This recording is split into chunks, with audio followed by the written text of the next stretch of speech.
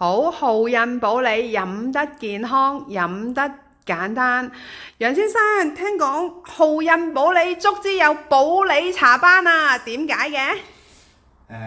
係啊，我哋今次會開班，咁亦都係由我自己去親自去教授嘅。咁點解會諗起開班呢？就係話因為其實都糾結咗好耐嘅，因為首先我點諗呢？我就話想將我哋做咗10幾年保理茶，亦都係做啲比較中高端嘅保理茶。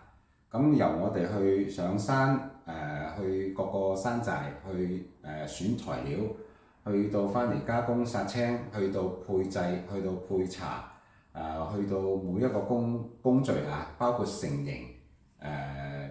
同埋出個成品，都係由我哋去全程去監製去處理嘅。所以我就好想將呢啲係實戰得翻嚟嘅一啲經驗，去分享俾大家去了解一個整個保理茶喺一個實戰嘅流程入邊係點樣去操作嘅。咁呢啲就係我哋10幾年其中嘅一啲部分嘅茶品。好啦，楊先生，好似話好印嘅保理茶班呢，同出邊一般嘅保理茶班唔一樣。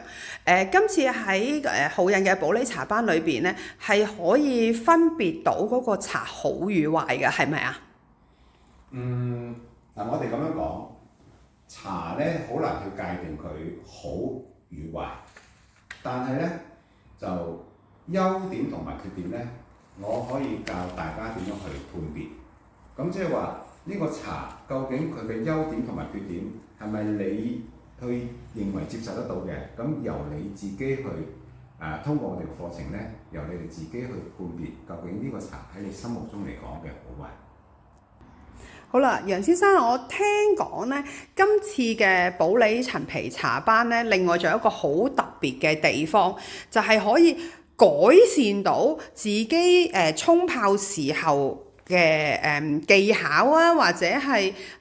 點解有陣時自己沖極都唔好飲咁嗰啲，我想問係唔係？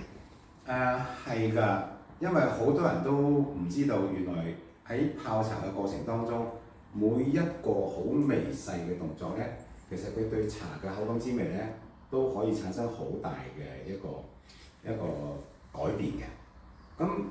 而且我哋係8個人一班，咁變咗我同大家交流嘅時間呢，係會比較充裕啲，亦都可以睇到各位學員喺呢個沖泡嘅過程當中，有冇邊啲係忽略咗嘅要點，咁我可以向糾正到大家，咁啊令到大家沖泡嗰個技術呢有所提升，咁啊對個味道呢亦都會更加有好嘅改善。好，喺楊先生喺好印呢個班裏邊呢，有個亦都我估都會幾多朋友之前聽見呢都好有興趣，就係話呢可以呢係喺你嘅指導底下，親手擦七子餅茶。係啊，我哋今次呢就對每位學員呢都可以去選擇我哋指定嘅一款生茶或者熟茶。咁我可以教大家點樣去擦茶，因為實戰去擦茶同埋聽人嚟講呢，有好多出入喺度嘅。始終話自己親手去擦呢，個感覺係唔同，咁同埋比較真實。加上呢，你哋選擇咗嗰個茶品呢，成餅你哋擦完之後呢，係可以去拎翻屋企去品嚐嘅。好啦，楊先生，我聽講呢，今次保理茶班呢係比較真係出邊一般茶班做唔到嘅，係可以用唔同器具去泡茶，係咪啊？好多人都忽略咗一個問題，就係話器具其實對茶嘅滋味係影響好大嘅。玻璃也好，瓷器也好，紫砂也好，都對茶本身嘅滋味會影響嘅。咁喺呢個課程入邊呢，咁大家可以嘗試用唔同嘅器具去泡出嚟嘅茶。嗰個滋味嘅分別，你自己去嘗試去判別，咁你就知道個情況係點樣嘅差別啦。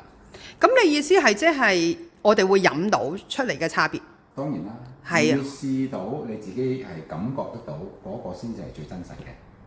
哦，好啊。哇，楊先生，呢度邊度嚟㗎？好明顯呢個係一個我哋浩印嘅呢個專業嘅倉庫。咁大家見得到咧，嗱呢啲全部都係浩印自己收集咗或者自己做嘅茶，咁多年。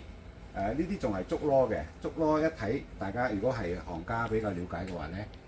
竹籮包嘅茶咧，都好多時都係05年之前嘅茶，就會大部分係用呢個竹籮去裝嘅。咁呢個係我哋嘅專業乾倉。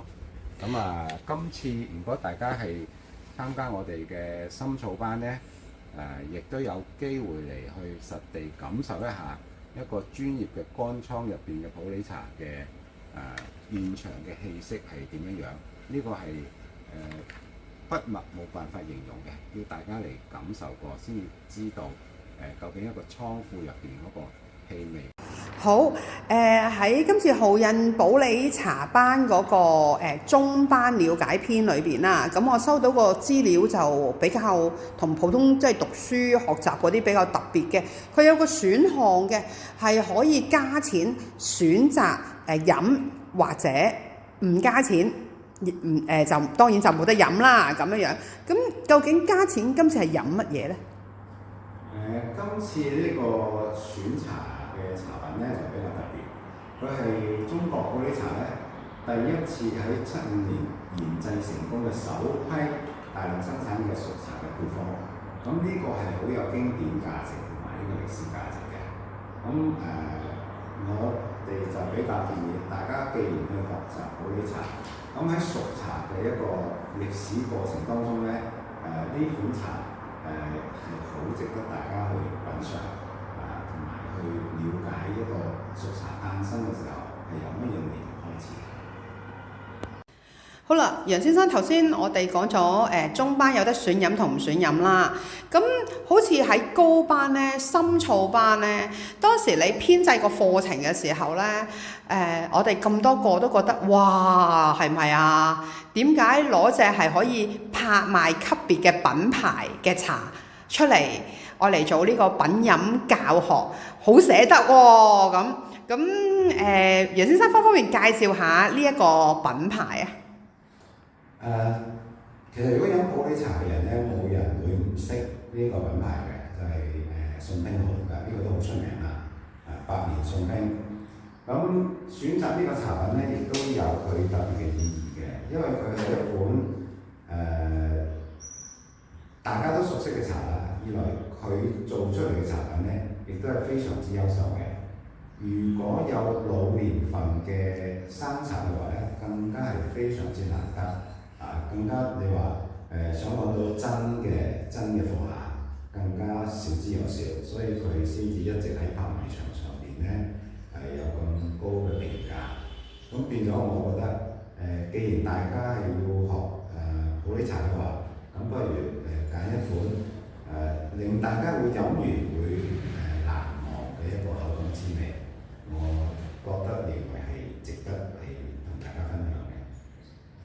咁多位同學仔有興趣嘅話呢，我都好建議你哋飲嘅，因為一個拍賣級別嘅茶而今次楊先生願意拆佢出嚟完整一片拆出嚟，大家可以品飲到咁呢個機會呢，真係千載難逢嘅機會。希望咁多位鍾意啦。